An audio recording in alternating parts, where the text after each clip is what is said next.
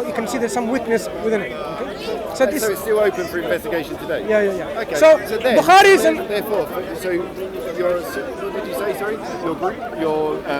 The Ahl Sunnah. The Ahl Sunnah. Ahl Sunnah. So you would be open if there was an additional investigation open to particular hadiths now? This is always open. Always open. I don't know if it was yourself or Mohammed who said that it's done. It's completed. It's done, but it doesn't stop people from investigating. Saying it's not like everyday Christianity finds a new book. No. What I'm saying is compilation, collecting of it is done. Then assessment of it is open. If I've collected, to give you an example. Come up and said, found a new one. I would say and then I'll give it to you. Anything, as I said, anything that has been lost from the Muslim community, we don't consider it as reliable as something as a living tradition. Because what has happened? Who would have written it and changed it? You have no idea. We don't give this kind of... Yeah, but then I'll tell you, like the line of people that it came from. But for us, very difficult to find the line of people. Because what you'll find, a manuscript discovered, a manuscript may have been copied, say, 700 years ago, and that's it. That's all you have. But if I could give you reliable character witnesses for each of those people... No. You investigate, of course. Yeah, no, but that's what I'm saying. If I give you this evidence and say, hey, I found a new one, it came from this bloke, he said he got it from him, and I can trace it all the way back to him. But what you're saying is, at that point, this book makes a claim, but you don't have a contemporary assessment of it. Our living tradition of Islamic scholarship and its teaching is a continuous living transmission of the assessment. The assessment never stops. It's a living transmission. A particular manuscript that found, it has not undergone that continuous assessment. That's the difference. Yeah, so that assessment wouldn't be able to just be started now. Because you're like missing like the best of all of it. You say that Bukhari is the best. It is impossible for Islam and its teaching to have been lost in the living tradition. Why? Because it was always there in the Muslims' memory, collective memory, in every generation. In every generation. So Muslims have been always everywhere in the world transmitting this knowledge. There's never been a time where it was absent. That's the difference of its teaching. So this is what to investigate further for yourself. There's never been a time where suddenly Islam was dead in its transmission of its knowledge. It was never like this. That's why we saw it's a living memory of the teaching traced back authentically to the Prophet ﷺ. The Quran has an extra degree, of course, where it's been transmitted primarily by memorization, meticulous memorization, as well as writing. Okay, so this is how, Muslim, whether any other faction or sectarian identification that you have, you still believe in the same Quran. Because of the different ones, isn't there? So how do you know what one's the right Quran, the one that's the real? It's the same Quran. Every Muslim, whether you're Sunni or a Shia or a Sufi or a Salafi or a Ikhwani or a Hizbi, it doesn't matter what kind of political inclination you have, theological inclination you have, whether you're Qadiriyya, Jabariyya, whether you name it, right? Same Quran.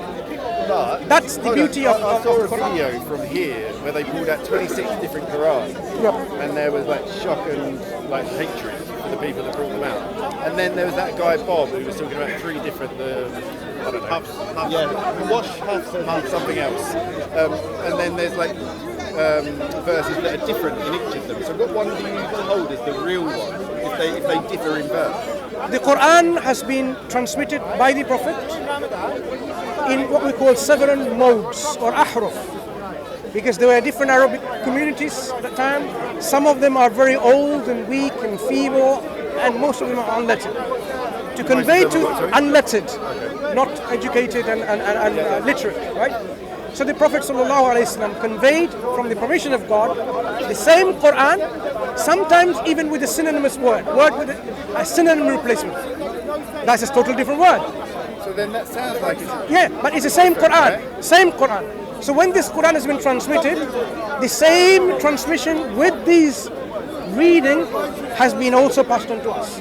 So if you have, for example, a reading of the Quran, which you read the word Maliki Yawmiddin, I'm making an elongation of the word Maliki.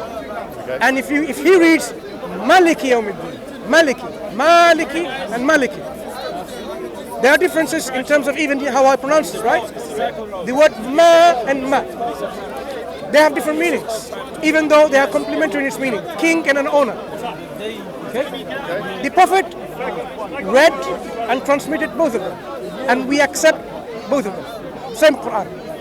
So, but what you have is what we call an allowance given to pass on this Quran in these readings. So when they came up, I mean, I even had a debate with these groups on this very issue. You can find those debates, and it's called One Quran. Right. Okay. Yeah, whole videos made on this issue, going through all the evidence, not just one, all the evidence they had, all the slides, more than 70 or slides they had, the differences. I went through in my video every single one of them. So Muslims don't say, oh, this is go the Quran. When you say Muslims, though, you don't mean all Muslims. Sorry? You don't mean all Muslims when you say Muslims. I'm saying all of this. So for example, the reading of Warsh is very famous in Morocco. So a Moroccan Muslim in here, he's not going to say, oh, you read Hafs Quran, it's not Quran. He will say, no, this is also Quran, but this is the reading of Hafs.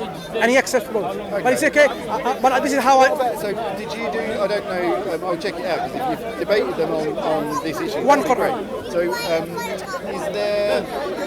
There was an argument that there's a completely different meaning from what if you read one sentence in the 7th century. That is their argument. That is their argument. Every single differences are complementary. This has always been complementary. Okay. So in my example, the examples I've shown, this is in English.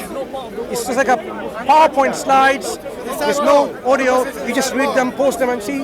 They're all complementary. Right. All complementary. That is the argument Muslims are making. The Prophet did not substitute something that would be totally in contrast to each other, like something is allowed there and not allowed there. Because often what they have done in the examples you will see, they just made up their own meaning without actually saying what it actually means. They just made up their own meaning. Yep. So we had several discussions subsequently afterward. They brought their so-called experts, Arabic experts, who doesn't even know Arabic, and it's in videos again. So especially the people over there, for example, you know, they brought up, yeah. Hold on, yeah. So have a look at the videos already done. About the issues of Hafs, for example, they claim Hafs, there are differences. Well, every single one of them they brought is the same meaning, same pronunciation. The only one within the Hafs transmission was one word which they didn't even know, but I had to tell them. One big difference. Yep. I have seen. Was you with a sheikh guy? Was you next to like an Arabian-looking guy? No. I once had a sort of a presentation done on this. I debated them. I'm getting a bit confused then. I seem to remember. Yeah. If you type in One Quran in YouTube, you will see my presentation, right? Okay. But there are several other discussions we're trying to make up. So there's one about Hafs as well. Clarity of the Quran, something called Hafs. If you go to SCDawah, which had specifically this one mentioned, and some other channels, going through all the Hafs transmission. There's a scholar called Adrian Brockett, who, decades ago did a PhD on this, transmission of the Hafs in the Warsh, and what his conclusion was. So when he analyzed all the Hafs, where are the differences between them and what the differences were. So they're just making a mountain out of molehill when there is not an issue at all. So the challenge was to find even one single example. Hold on, you said there's no issue at all. I think part of the issue is the argument of how can you have three separate Qurans if they're one Quran? And like the argument about the Trinity, how can you have three separate gods if they're one God? I think that was the comparison that was being made. The apples and oranges don't make this comparison. A person who's thinking about this analogy will not even make. We have Quran, where we say it's transmitted by the Prophet himself, with his authority, in these several readings, where sometimes he allowed what we call a word precedes another word, inversion of placement, right? Qatilu and qutilu. Qutilu and qatilu. Same words are there, but it can be just placed one after the other, right? A prefix. You're talking about a prefix of a word. I don't know. If you have two words, qatilu and qutilu, for example. I don't know those words. You can hear them differently, right? Yeah. So I say once qatilu qutilu, another I say qutilu and qatilu. Same words are used. Contextually, meaning will be You complementary. use words that I understand, and then we'll see if it does mean or change the context. Yeah. So the question is, do those meanings change the meaning altogether? Or are they complementary? Muslim scholars have already shown that these are complementary in the meaning. That's the whole idea too. A synonym by itself, by definition, is not the same word. There is no such thing as another word having exactly the same meaning of a different word. So there will be a degree of the meaning in conversion. Different implication, maybe. Exactly. So when the Quran is transmitted in certain places with a synonym, of course, there will be the slight difference in its meaning because of a synonym. But the ultimate meaning will be complementary. The one example I give you of Maliki and Maliki.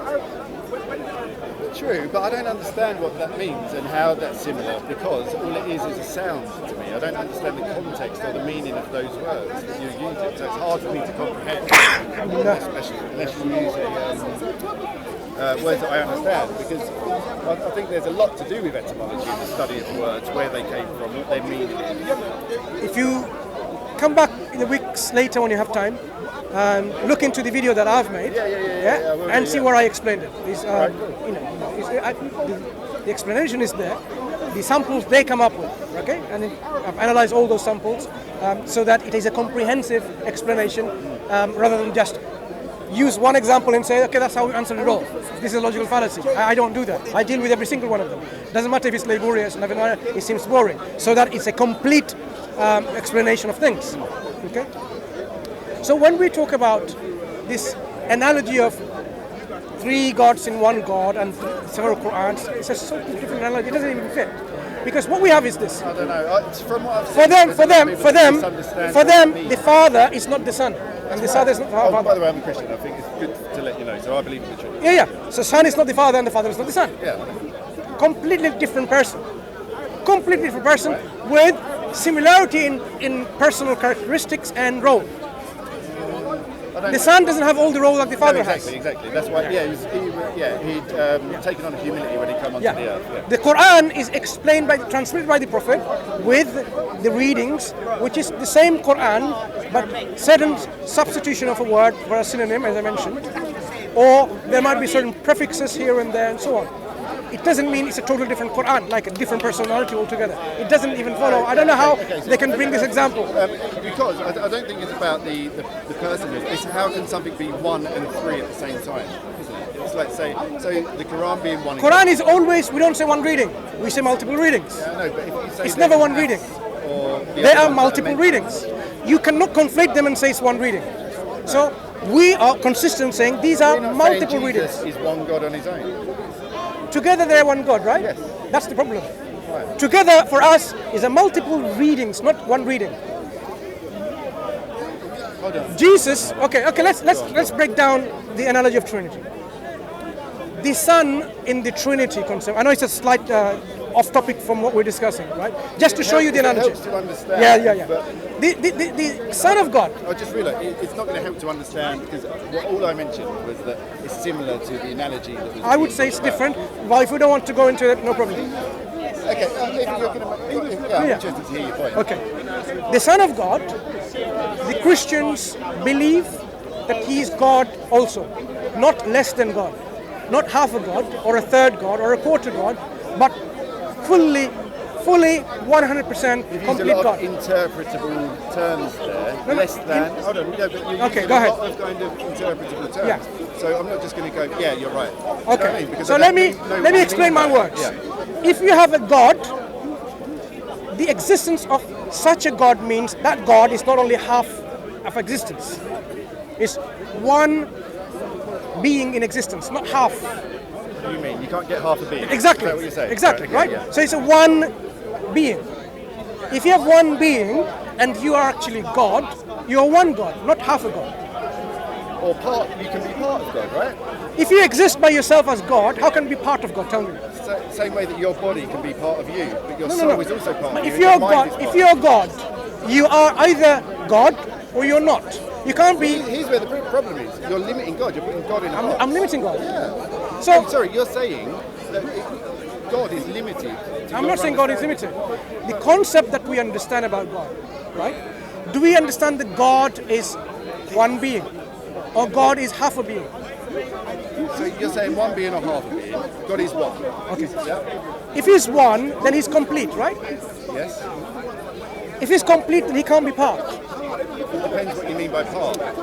Part and whole. So Clear distinction. You're complete, but what happens when your body dies? Okay. Are you When, still you? when you have a whole God, the whole, there's a difference between parts of the whole.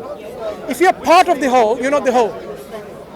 You're part of the whole, though, so you contribute to the whole. No, if you're part of the whole, you're not whole, are you? Hold on, if you're God, you are. No, if you're part of a whole, yeah, you're not the whole, you're a part. You're not apart from it because you're part of it. Of course. Think about what you just said. No, think about this. If you're a whole, Yeah, and you're a part of it. no, quantify that in numbers to make it easy. If you're 100%, Yeah. then you're 100%, not 5%, are you? Right. Yeah. Not 2%.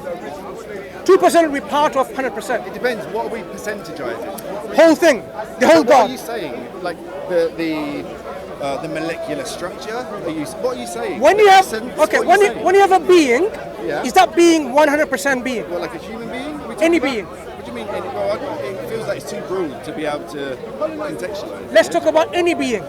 Is that being 100%? Can we pick one being to use as a... Talk about God then. Let's not make an analogy, Okay. it's not going to fit.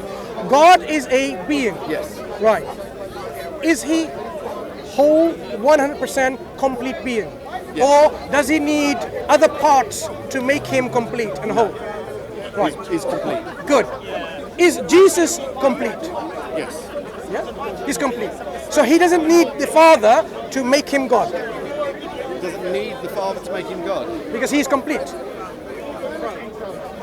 He doesn't need the Father... He doesn't need anything. Father, the Holy Spirit, Hold on, anything. hold on. He's joined to the Father. No. If he's complete, then he doesn't need anything else because he's complete Okay, by so definition. here's the flaw in what I believe Yeah. is there's a misunderstanding. You're What saying, is misunderstanding? You're saying because he's complete, he doesn't need the Father. But you can't separate them out like that. It's not like there's... What's missing from Godhood? When we say God, God has godly characteristics that defines God. What's missing in the Son of God, which would not make him God until he has the Father and the Holy Spirit supplementing? What's missing? Are you talking about like when he came to earth and humbled himself? No. He wasn't so omniscient. Before the universe was created, Right. before anything was created by God, God existed. Yeah. Right.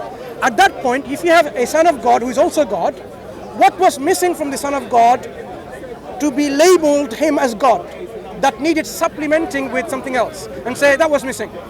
I don't understand the question. Listen. Honestly, I don't. If you are God, you have all the attributes of God. If you don't have all the attributes of God, then you are missing some of the attributes, Okay. which you need to add from there or there to making God. You're lacking. You're deficient. No, but that's assuming that you That's can a- make someone God. Wait. No. If someone is God, either this someone is a God which is not deficient or God which is perfect. A perfect God doesn't need something else to be added or supplemented to make him perfect. That would mean he was deficient in the first place, and that deficiency had to be what? Supplemented with something to make him perfect. Jesus, if he was God to begin with, the Son of God, if he was God to begin with, then by definition, he is not deficient in anything that makes God God. He doesn't need anything to supplement him. If he doesn't need anything to supplement him as God, that means he is God with all that you need for God to be. He doesn't need the Father to make him God. He's independent of anything else. He came through. He can't exist without the Father. Then he's not God. He's dependent. Because you are saying Okay. a being, let's understand that a bit more. If a being is dependent on something else, how can this being even be termed God? The What concept do you of God, understand as God? You've got a very limited understanding of God. You're not allowing yourself to think that God can. is that God? Huh? Is that God? That's a ridiculous question. No. Why is that a ridiculous question? Why would you not take this tripod God? What's missing from the attributes of God to say it's not God? Because God is not a created image. No, this is material, right? It's a matter. Yeah. As an object. Yeah, it's created. In your belief system, can God manifest and incarnate into matter? God can do anything. So that's that right. doesn't So contradict himself. that means, in your belief, God can become a tripod. I said that God can do anything that can't contradict himself. That How would would contradict God, it contradict God becoming a tripod? because that's a created thing.